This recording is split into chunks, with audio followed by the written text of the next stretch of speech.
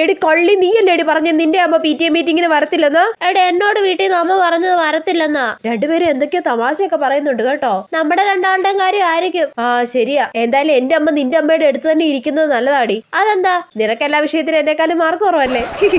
നിനക്ക് മലയാളത്തിൽ എത്രയുണ്ട്? 28. നിനക്കോ? എനിക്ക് 29 ഉണ്ടായിരുന്നു. നിനക്ക് ഇംഗ്ലീഷിൽ എത്ര മാർക്കുണ്ട്? ഇംഗ്ലീഷിന് എനിക്ക് 65 ഉണ്ടായിരുന്നു. നിനക്കോ? എനിക്ക് 60 ഉള്ളൂ. ഏടിക്കടിക്കോ. മലയാളം സെക്കൻഡിന് നിനക്ക് എത്ര ഉണ്ടായിരുന്നു?